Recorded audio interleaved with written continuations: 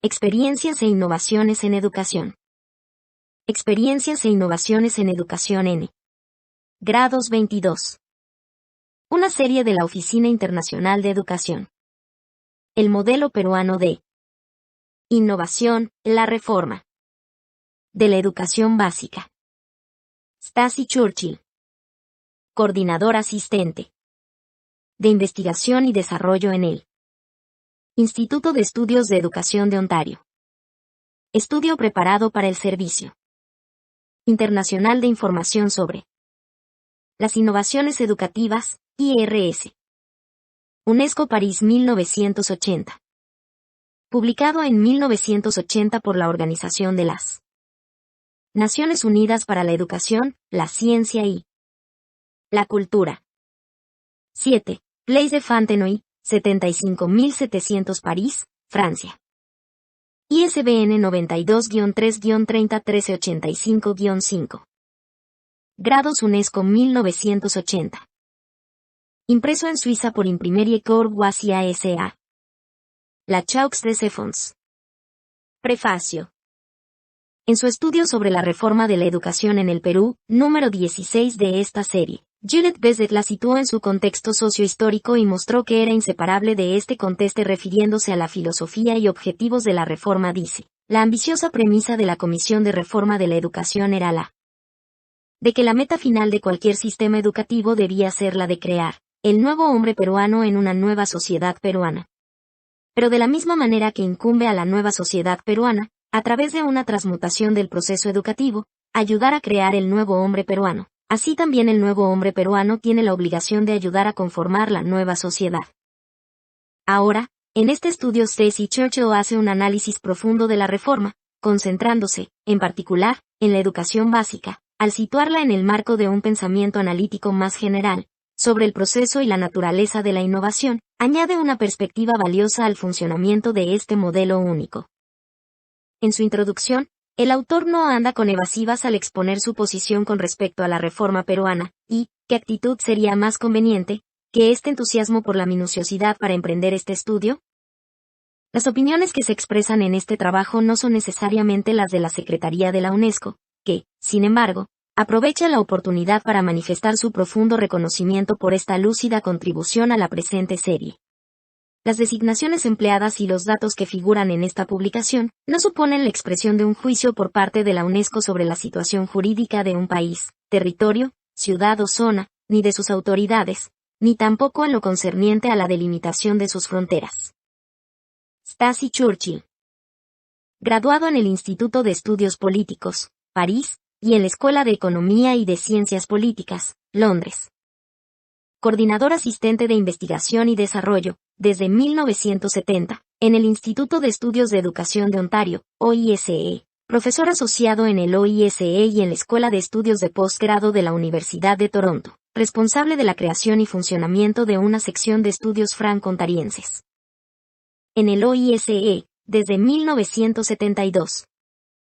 Investigador visitante, en el Instituto Internacional de Planificación de la Educación, 1974 a 75. Consultor de varios gobiernos en investigación educacional y cuestiones administrativas y de organización. Mediator for Languages en la Comisión de Enseñanza de Ontario. Índice. Introducción, p. 7. Y Orígenes de la Reforma, p. 13. El contexto peruano, p. 13. El cambio revolucionario, p. 17. La planificación de la reforma, el proceso, p. 19.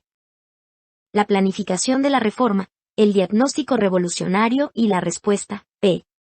21. 2. Los alcances de la reforma, /diagonal. 2.7. Hipótesis, p. 27. Visión general, p. 28. Categoría y objetivos y funciones, p. 30. Categoría 2, organización y administración, p. 33. Categoría 3, funciones y relaciones entre las M y SMAS, p. 36. Categoría 4, currículo, p. 37. Resumen y conclusión, p. 41. 3. La creación de una infraestructura para la renovación educacional, p. 43. La necesidad de una infraestructura institucional para la renovación educacional, p. 43. Visión general de la reforma de la infraestructura en el Perú, p. 45. El Instituto Nacional de Investigación y Desarrollo de la Educación, INIDE, p. 46. Principales subsistemas operativos de la infraestructura para la renovación educacional, p. 49. Conclusiones, p. 54. 4. Los procesos de innovación, el modelo peruano de innovación, p. 56. Logros de la reforma, p. 56. De la revolución a la reforma, p. 59.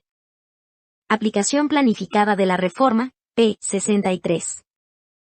Obstáculos a los procesos de cambio, p. 66. Conclusiones, el modelo peruano de innovación, p. 68.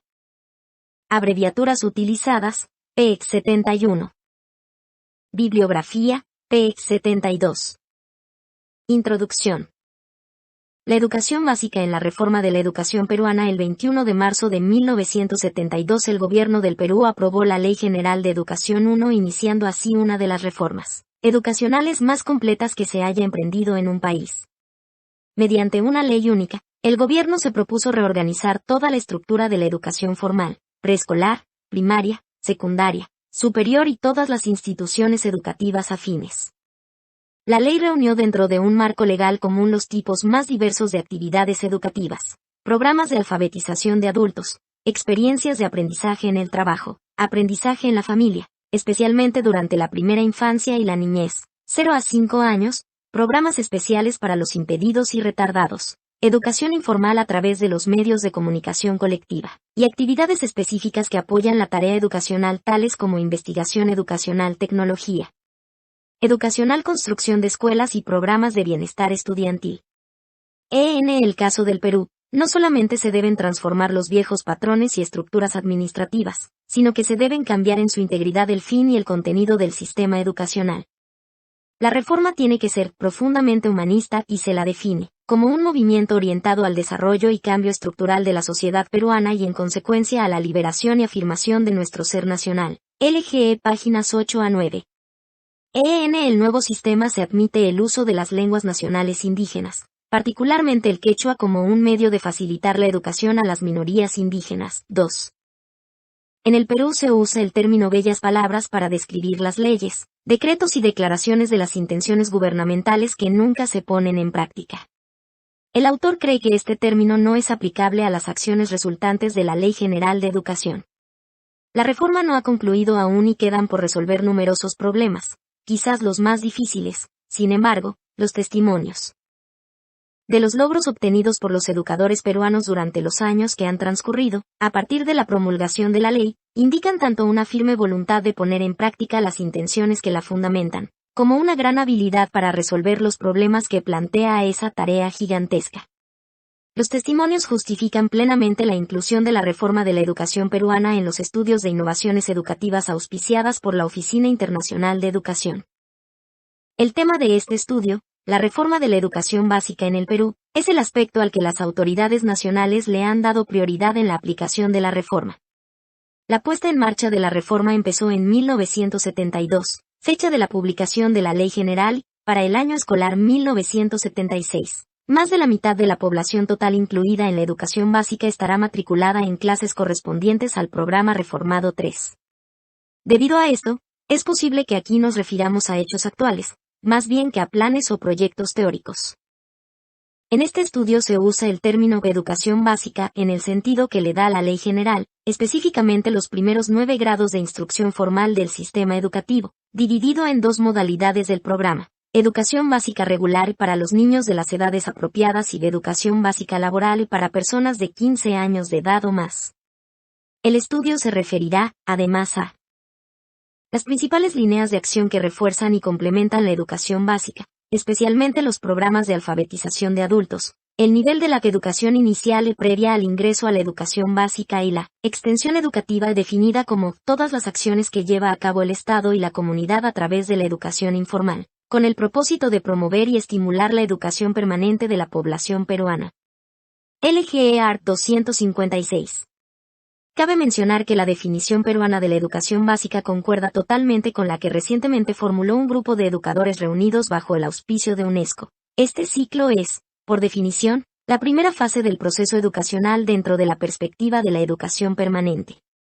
4. Repercusiones de la reforma educacional peruana. No es exagerado afirmar que la reforma de la educación peruana se ha convertido en el centro de interés de vastos sectores de la opinión internacional. En parte se trata de una coincidencia. La reforma fue anunciada casi al mismo tiempo que la publicación del informe Fauré 5 y se convirtió en un tema frecuente de discusión en reuniones que trataban ese informe. Se puede apreciar claramente un proceso de influencia mutua. La reforma peruana abarcaba algunas de las principales ideas del informe Fauré y, a la inversa, el informe usaba la reforma de la educación peruana como ejemplo para ilustrar su primera y más importante recomendación con respecto al concepto de la educación permanente.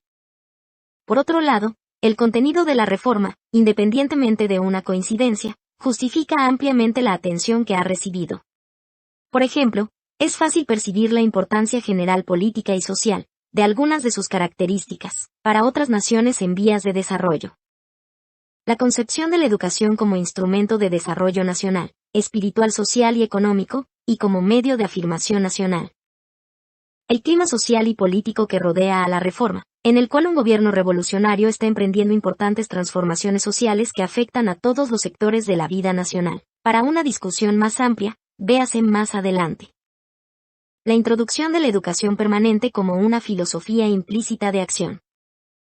El uso de la educación básica como núcleo para organizar las experiencias educacionales de la mayoría de la población. La adopción del bilingüismo en el sistema educativo como una forma válida del desarrollo educacional. Asimismo, la reforma amalgama estas opciones generales con una serie de planteamientos institucionales y mecanismos de cambio que son de gran interés para el estudio de las innovaciones educacionales. El estudio de la reforma puede ilustrar temas tales como la interacción entre los procesos educacionales y los de cambio social. El uso de la planificación cuantitativa como mecanismo para encauzar el cambio social. La eficiencia de la persuasión organizada y de la actualización al día de los conocimientos como medio para obtener apoyo y cooperación del personal docente. El desarrollo de la participación de la comunidad en los problemas de la educación a través de la descentralización administrativa y de la creación de asambleas locales. La investigación sistemática y el desarrollo de la reforma del currículo.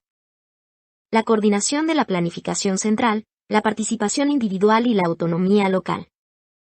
Estos puntos son solamente una muestra ilustrativa de los muchos temas de discusión planteados por la experiencia peruana. Naturalmente, es probable que cualquier reforma moderna importante plantee algunos de estos temas. Sin embargo, la reforma peruana es única, en el sentido de que sus autores afrontaron conscientemente estas cuestiones, realizaron elecciones deliberadas y expusieron claramente los resultados en sus actos legislativos y administrativos. Los autores estaban familiarizados con las corrientes más modernas del pensamiento político y científico que tratan del desarrollo nacional, la innovación social y la práctica educativa. Hicieron de la reforma un acto de experimentación social consciente, en el cual se reunieron estas corrientes de pensamiento y se confrontaron con su propia realidad nacional. El resultado de su trabajo, la Ley General de Educación, conjuntamente con posteriores legislaciones y reglamentos, son de gran riqueza y prácticamente únicas. Objetivos y limitaciones de este estudio. Ningún estudio breve puede pretender cubrir ni siquiera someramente todos los aspectos de la reforma en lo referente a la educación básica. En efecto, solamente la Ley General de Educación, con su lenguaje legal conciso, de estilo claro y lectura fácil, iguala o excede en extensión el tamaño de los estudios de esta serie. Evidentemente, solo pretendemos señalar aquí el camino para los lectores interesados y sugerirles áreas donde su interés pueda conducirlos a descubrimientos y reflexiones fructíferas que deben basarse en otras lecturas y estudios. La bibliografía final proporciona sugerencias para tales lecturas. Es necesario hacer 3 advertencias en forma explícita. A. Esta no es una evaluación de la reforma. La aplicación inicial de la reforma requerirá casi una década, y la evaluación de sus resultados necesariamente solo será posible después de una generación. Tampoco es una apreciación de la situación política general del Perú en relación con la reforma. B. Como extranjero, el autor tiene la ventaja de no estar vinculado a la escena peruana, pero, pese a varias visitas al país realizadas desde 1971, no puede presentar los acontecimientos con la misma perspectiva cultural de un peruano. Esta es una deficiencia importante, al estudiar un país cuyo presente continúa incorporando los elementos superpuestos de tres grandes civilizaciones: aborigen, hispánica y criolla. C. Este estudio se atiene, en gran medida, a la versión de los acontecimientos que se dan en las publicaciones oficiales y a las conversaciones del autor con las autoridades nacionales del Perú. La franqueza de estas últimas al discutir las dificultades encontradas en la reforma, se refleja en el texto que sigue. 6. Se debe aclarar desde el comienzo la posibilidad de que el autor no sea totalmente imparcial debido a su compromiso personal con muchos de los fines enunciados en la reforma. Estructuras analíticas. Debido a que el propósito de la serie Experiencias e Innovaciones en Educación es el de fomentar el estudio comparativo de estas, cabe mencionar brevemente las estructuras analíticas usadas. El estudio está subdividido cronológicamente en dos partes. La primera trata de la concepción de la reforma y de las circunstancias que condujeron a la publicación de la Ley General de Educación, aunque este periodo merece un análisis histórico separado para aislar las funciones de los individuos, grupos y corrientes de opinión. Se han resumido aquí solo las características más prominentes, a fin de proporcionar más espacio para analizar la reforma. La segunda parte constituye un análisis del campo de acción de la reforma, la infraestructura institucional y los procesos de innovación. Estos subtemas corresponden a la división en objetivos, medios y procesos. Dentro de ellos, se da mayor importancia al desarrollo institucional y al cambio educacional que a los textos legales. Como se mencionó previamente, el propósito esencial de este trabajo es proporcionar al lector una guía de estudio, en vez de exponer todos los detalles de los textos legislativos, estructuras institucionales y cronologías de acontecimientos. Se analiza el campo de acción de la reforma a la luz de las categorías de innovación propuestas por Per Dalin, educador noruego que coordinó un reciente estudio integral internacional sobre innovaciones. La investigación bajo los auspicios del Centro de Investigaciones e Innovaciones Educativas, una agencia de la Organización para la Cooperación y el Desarrollo Económico, hizo una revisión de las innovaciones en varios países a nivel central, regional y escolar. En el estudio 7 se proponen 4 categorías, distinguiendo el nivel general, el sistema educativo total, y el nivel institucional, la escuela individual y su ámbito. Categoría 1. Objetivos y funciones. Los objetivos y las funciones de la escuela en su contexto social y económico más amplio. Categoría 2. Organización y administración. La organización y administración del sistema escolar, incluyendo el control, las finanzas, la toma de decisiones y el suministro de material logístico. Categoría 3. Funciones y relaciones de funciones. Las definiciones de funciones y las relaciones de las mismas, esto es, las innovaciones para mejorar las funciones que los individuos desempeñan y las relaciones entre individuos y grupos. Categoría 4. Currículo. Metas, contenido, métodos, evaluación, organización material e interna de la instrucción. La categoría 4 de la tipología de Dalin es lo suficientemente amplia para que se haga una nueva distinción usando las categorías de los 3 niveles propuestas por Sexton Markland, 8. Nivel 1. La estructura externa de la escuela sobre todo con respecto al número de grados, niveles y divisiones en los diferentes cursos. Nivel 2. Horarios y programas escolares detallados, con metas y contenidos de asignaturas. Nivel 3. Los métodos de instrucción del profesor, la manera de trabajar de los alumnos, materiales educativos, materiales de estudio y formas de evaluación.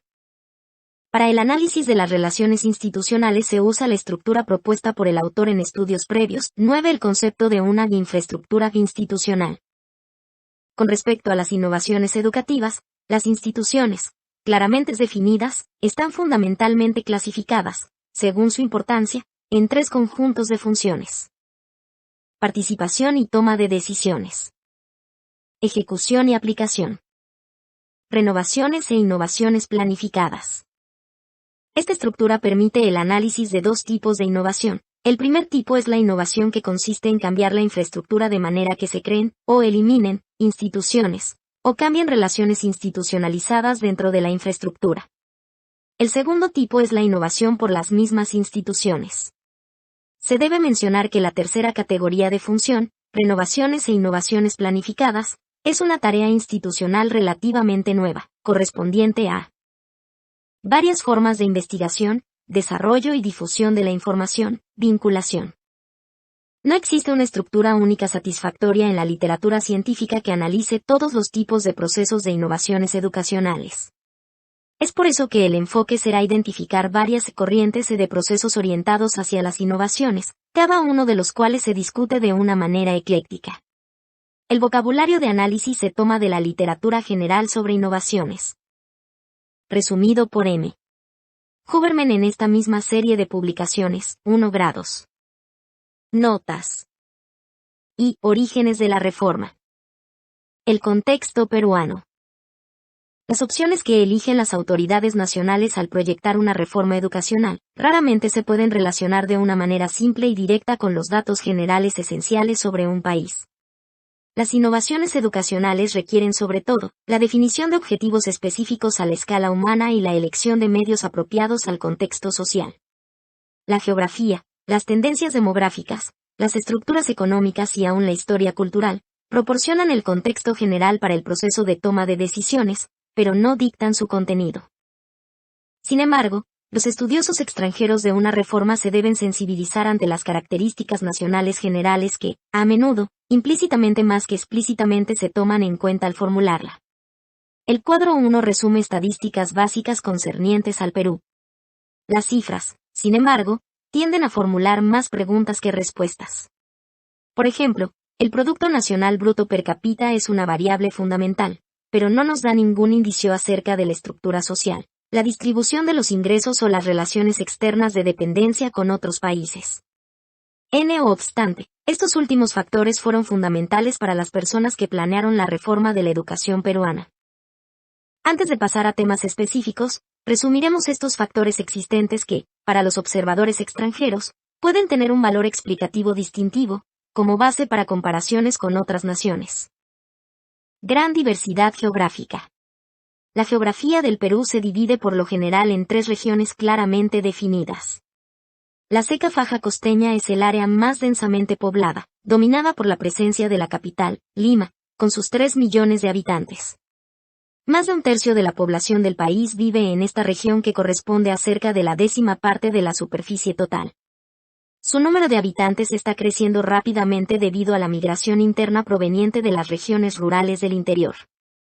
Los polos de atracción son las fábricas, las haciendas, desarrolladas para elaborar productos de exportación, como el azúcar, los puertos y los principales centros de comercio de la moderna nación peruana. De la segunda región, la sierra, constituida por la cordillera de los Andes, puede decirse que divide literalmente en 2 al país, pero más bien lo fragmenta, dominando todo en forma espiritual y física excepto las regiones más orientales. Los picos gigantescos de más de 6.000 metros de altitud, las mesetas borrascó de 4.000 y 5.000 metros y los profundos valles tortuosos parecen penetrar en todas partes, haciendo difícil la comunicación y allí la supervivencia humana es una prueba de resistencia, destreza y coraje. A pesar de tales condiciones, esta región montañosa continúa siendo el hogar de la mitad de la población peruana. En su lado oriental los Andes descienden haciendo ondas en una serenidad cubierta de bosques, para formar la margen continental de la cuenca de la Amazonas. Esta vertiente oriental pronto se convierte en un vasto territorio pantanoso y un denso bosque tropical. Esta región corresponde a las 2/3 partes de la superficie territorial del Perú, sin embargo está habitada por solo la 1/6 parte de la población. Es la llamada selva o montaña. Cuadro 1. Información básica sobre el Perú 1. Gran diversidad cultural. La diversidad geográfica coincide y tiende a reforzar la diversidad cultural en el Perú, en un grado superior a otros países. En la época precolombina los incas gobernaron un vasto imperio que se extendía hacia el norte y el sur, más allá de los límites actuales del Perú, siendo los Andes el centro de la vida política, religiosa, económica y social. La conquista colonial española y el desarrollo posterior, en tiempos recientes, de una economía orientada hacia la exportación, redundó en un desplazamiento definitivo del poder a la región costera, si bien la mayor parte de la población del Perú continuó viviendo en los Andes.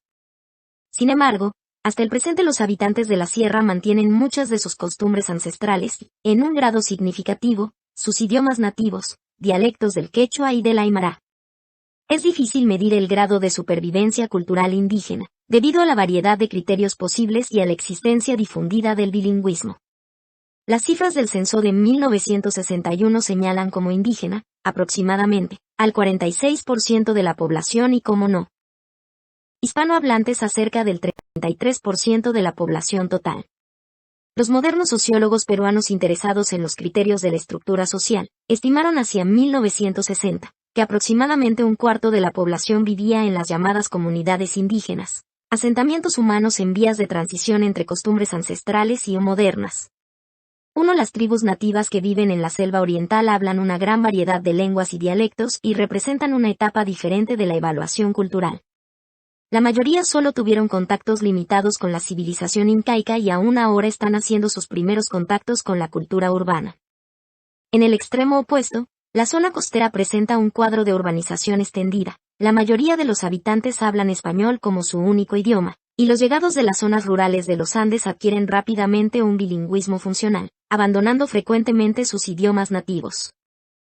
Rápido desarrollo económico y social durante las 2 décadas que precedieron a la reforma educacional.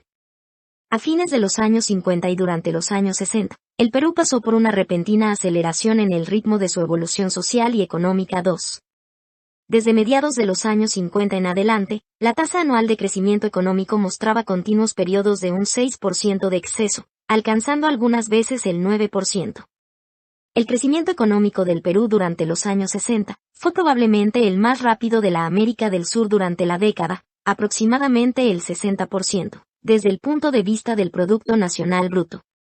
Mientras tanto, la reducción a la mitad de la tasa de mortalidad durante las 2 décadas siguientes a partir de 1940 había elevado la tasa de crecimiento de la población, estimada en 3.1% anual, en una de las más altas del mundo. A pesar de esto, la tasa de la expansión económica era tan alta, que el crecimiento económico per cápita fue quizás el segundo más rápido en el continente. Estos índices favorables encubrían problemas fundamentales. El crecimiento rápido produjo enormes tensiones sociales. Varios escritores han enfatizado la desigualdad extrema de la distribución de la renta que caracterizaba al Perú en ese periodo. La migración interna, combinada con la alta tasa de crecimiento de la población, contribuyeron a la expansión de condiciones de vida insalubres en los barrios marginales, barriadas o barrios bajos, que surgieron alrededor de los centros urbanos más grandes. Además, este mismo crecimiento tuvo 2 características fundamentales que presagiaban serios problemas en el futuro. Para comenzar, muchos peruanos sentían que lo que los economistas llaman crecimiento dirigido por la exportación y que ocurría dentro del marco de vínculos económicos con otras naciones, era un vínculo de cuasi-dependencia. En segundo lugar, el crecimiento era distribuido desigualmente, de acuerdo a una base regional, acentuando fuertes tendencias de la migración interna del campo a la ciudad. Crecimiento explosivo del sistema educacional. El Perú empezó las décadas de crecimiento, años 50 y 60, con un sistema educacional esencialmente tradicional, recordando que este término está generalmente asociado con la necesidad de una reforma. La instrucción primaria era accesible solo a sectores reducidos de la población, la secundaria era tradicional en contenido, y reservada a una proporción muy pequeña de los que habían pasado por la escuela primaria. La educación superior en las universidades era accesible solamente a una élite muy reducida. El crecimiento de la población, la migración rural a las ciudades y el crecimiento económico se combinaron para producir una situación, en la cual creció en proporciones casi explosivas la demanda social por instrucción. Al igual que el crecimiento económico y demográfico, las necesidades en materia de educación aumentaron en forma firme, pero en porcentajes mucho más elevados. En el decenio 1960 a 70 la tasa media de crecimiento anual de matrícula fue 5,8% en la primaria, 13,0% en la secundaria y 13,6% en la universidad. Los efectos acumulativos de tal crecimiento fueron asombrosos. Las matrículas de primaria pasaron de 1.459.600 a 2.563.400. Las de secundaria de 198.200 a 674.300. las de la universidad de 31.000 a 110.600.4. Aunque numerosas reformas menores se habían llevado a cabo durante años, 5 no alteraron fundamentalmente el contenido formal y la estructura de la educación. O resultado, las estructuras existentes acusaron fuertes desproporciones y tensiones profundas. Por ejemplo, en el nivel secundario la expansión del número de estudiantes aumentó la relación estudiante-profesor de todo la nación, en casi el 50%, 6 como en el caso del desarrollo económico, las notorias disparidades regionales también continuaban existiendo. En 1967 un estudio de la OCDE observó que en el distrito de Lima solo el 18,4% de los habitantes nunca había asistido a la escuela, mientras que en la región con menos instrucción, el sudoeste, el porcentaje era 70,3.7. Las diferencias se correlacionan, en gran parte, con la presencia de grandes cantidades de indígenas que tienen poco o ningún conocimiento del español y que se reflejan en los índices de analfabetismo. En 1961, el índice nacional de analfabetismo era el 39% de adultos de más de 15 años, pero alcanzó a un promedio del 65% en los departamentos que tenían proporciones altas de no hispanohablantes. 8. El balance en el periodo de los años 60 y la expansión educacional siguió siendo favorable, a pesar de los problemas. El cuadro 2 muestra el importante progreso alcanzado en los índices principales de desarrollo educacional. Cuadro 2. Índices principales de expansión educacional en los años 60. El cambio revolucionario. En octubre de 1968 un movimiento de las Fuerzas Armadas peruanas derrocó al gobierno del presidente Fernando Belaúnde y lo reemplazó por una junta militar. Se nombró al general Juan Velasco Alvarado para sucederlo en la presidencia. Este cambio de gobierno marcó un momento crucial en la historia peruana y puede ser identificado como el factor principal que condujo a la reforma de la educación en el Perú. En la historia del país no ha sido raro que los militares detenten el poder. En realidad, como algunos observadores han mencionado, la presidencia ha sido ocupada más por figuras militares que civiles. Pero al cabo de algunos años, es evidente que el cambio de gobierno de 1968 fue diferente de los golpes militares anteriores.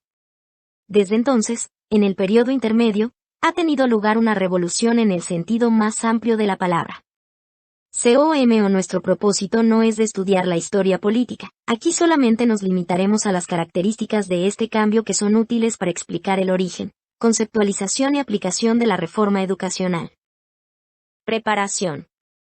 El gobierno militar tenía un programa de acción cuidadosamente preparado que había sido redactado con anterioridad a la toma del poder y hecho público bajo el título de Plan Inca. 1 grados. El programa se caracteriza por un grado de consistencia lógica interna, en el cual la interrelación de los componentes ha sido cuidadosamente planeada. Los estudios académicos del proceso revolucionario han enfatizado la función que tuvo el trabajo preparatorio de los oficiales en la Escuela de las Fuerzas Armadas, el Centro de Altos Estudios Militares. 1.1. En la versión que se dio a conocer en julio de 1974, el plan contenía 31 títulos principales en la sección titulada Objetivos específicos y acciones. La reforma de la educación era el número 19. Cada título estaba dividido en 3 partes: un diagnóstico crítico de la situación existente en esa época, una declaración de los objetivos revolucionarios y una lista de acciones específicas propuestas como medio para alcanzar estos objetivos. Ejecución. Los puntos principales del Plan Inca han sido puestos en práctica completa y sistemáticamente. Si el plan se hubiera publicado en 1968, la opinión mundial apenas habría notado la reforma de la educación entre todas las otras medidas puestas en marcha. Los puntos del plan que se aplicaron posteriormente, si elegimos solamente unos de los más notables, incluían la nacionalización de las propiedades de la International Petroleum Company, una línea dura en las relaciones internacionales para cambiar una situación de dependencia, particularmente frente a los Estados Unidos de América. La reforma agraria en todo el territorio nacional, sin privilegios o excepciones, la nacionalización de los derechos del agua, la agricultura depende principalmente de las irrigaciones. Al ajuste drástico de las condiciones que gobiernan las operaciones de las firmas mineras internacionales, y la adquisición progresiva de las instituciones de crédito y de seguros. 12. Planificación. El programa revolucionario incluía una sección especial sobre planificación. El régimen anterior fue criticado porque los intereses de grupo redujeron la planificación a un simple formalismo, por lo que el programa anunciaba la intención de institucionalizar la planificación en la administración pública del país. 13. En relación con lo que acabamos de mencionar, acerca de la ejecución determinada del Plan Inca. Este énfasis indica un interés fundamental del régimen en usar la planificación como técnica de cambio social.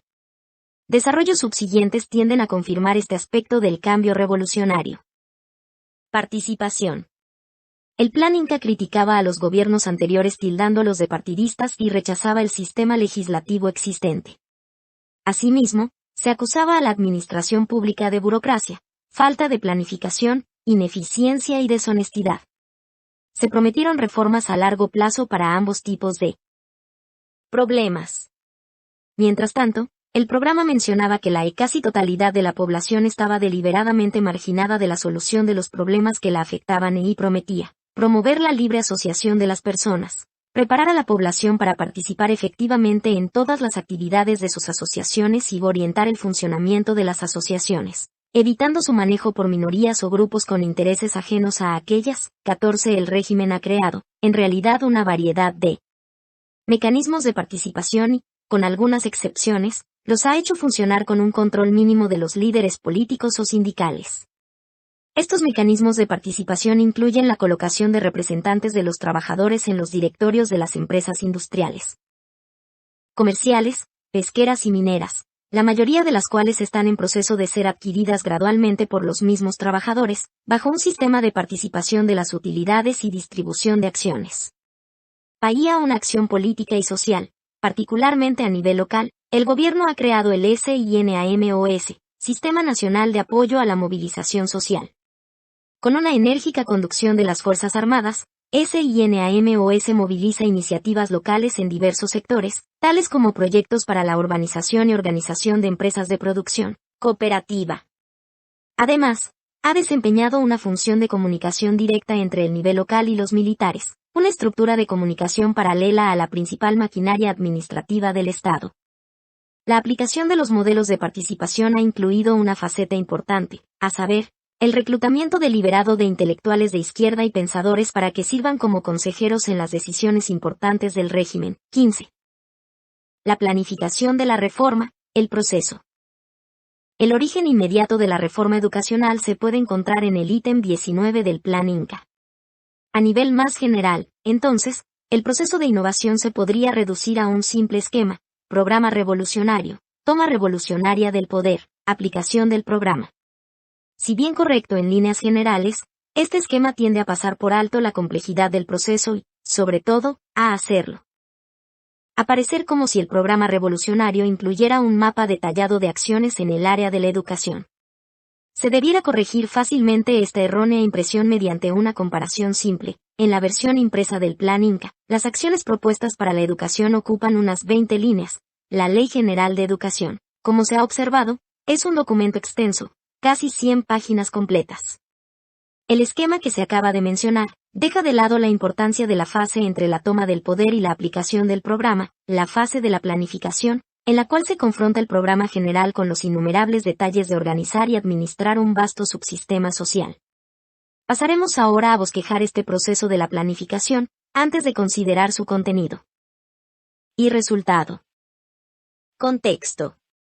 La reforma se originó en la decisión de incluir a la educación entre los aspectos de la sociedad peruana que el movimiento de las Fuerzas Armadas había decidido cambiar. Este contexto es típico de la mayoría de las situaciones revolucionarias. En ellas se considera a la educación como uno de los varios medios para lograr las reformas sociales, creándose de tal modo una relación de dependencia mutua. La reforma de la educación puede basarse en el presupuesto de que las reformas complementarias que afectan a los otros sectores nacionales apoyarán sus fines. Por ejemplo, la extensión de la educación primaria a los sectores más pobres de la región de la Sierra requiere un mejoramiento significativo de las condiciones socioeconómicas de la familia, como un requisito previo para la asistencia regular y el buen rendimiento de los niños en la escuela. A la inversa, la reforma social postula que el sistema de educación inculcará valores y conocimientos prácticos que favorezcan el cambio social. Para proseguir con el ejemplo, el desarrollo socioeconómico de las comunidades indígenas podría depender de su cohesión como grupo social y la función de la escuela al fomentar el idioma español, a cierto nivel de desarrollo, puede contribuir al aislamiento de miembros de la comunidad de su grupo social. 16. Esta interdependencia fue destacada en un mensaje emitido por el presidente Velasco en julio de 1970. Sin una transformación efectiva, profunda y permanente de la educación peruana, es imposible garantizar el éxito y la continuidad de las otras reformas estructurales de la revolución. De ahí que la reforma educacional, la más compleja pero acaso la más importante de todas, constituya una necesidad esencial del desarrollo peruano y objetivo central de nuestra revolución. 17. Fases. El proceso de la planificación de la reforma de la educación peruana, pese a estar enmarcado por las características del modelo revolucionario general discutido anteriormente, fue influido por características específicas, identificadas en la sección previa como parte del proceso peruano. Unas cuantas fechas pueden ayudar a visualizar la rapidez de los acontecimientos. Los primeros meses del nuevo régimen fueron consagrados a consolidar el control sobre los elementos principales del aparato estatal. En marzo de 1969, se reorganizaron varios ministerios, incluyendo el Ministerio de Educación. En diciembre del mismo año, el ministro de Educación, general Alfredo Arrisueño Cornejo, estaba en condiciones de preparar a la opinión pública para una reforma total de la educación, desde los principios fundamentales de la educación hasta sus aspectos de implementación, es decir, la infraestructura, los currículos, la metodología, la formación de docentes. 18. Durante los meses siguientes una comisión especial, la Comisión de Reforma, se dedicó a elaborar los detalles de los planteamientos de la reforma, que fueron impresos en un documento llamado el Informe General, listo para su publicación a fines de 1970. 19. Después de casi año y medio de discusión pública y debate, la Ley General fue promulgada el 24 de marzo de 1972. Opciones. De todas las decisiones que tuvieron que afrontar las autoridades peruanas, las más importantes para el proceso de innovación fueron las concernientes a la participación, quienes deberían estar implicados, hasta qué punto y con qué propósitos. Sin acceso a los documentos acerca de las decisiones que se tomaron, lo mejor que ahora se puede hacer es destacar la manera como en la práctica se abordaron estos problemas. Para comenzar, la serie de opciones disponibles era un tanto limitada. El diagnóstico sobre la situación en el Plan Inca había identificado a la burocracia nacional como objeto de cambio, así como un obstáculo para el cambio. El ímpetu para reformar las estructuras venía de fuera. Además, el plan criticaba la carrera docente por estar politizada, implicando que las inclinaciones partidarias de los profesores no serían usadas como guía para la reforma. Finalmente, a nivel más básico, la reforma se proponía beneficiar particularmente a los que el presente sistema social y económico excluía enteramente, los marginados, es decir, las personas cuyo bajo nivel de educación los excluía de la participación efectiva en la toma de decisiones. 2 grados. La primera opción digna de mención concernía a la Comisión de la Reforma de la Educación. En la práctica, se formó con personas que no pertenecían al Ministerio de Educación. La mayoría eran intelectuales de izquierda, es decir, personas con formación y vínculos universitarios muy importantes. Se contaban personas tales como Carlos Malpica y Augusto Salazar Bandi, quien se convirtió después en el principal vocero de la reforma. La excepción significativa era el doctor Andrés Cardó Franco, quien,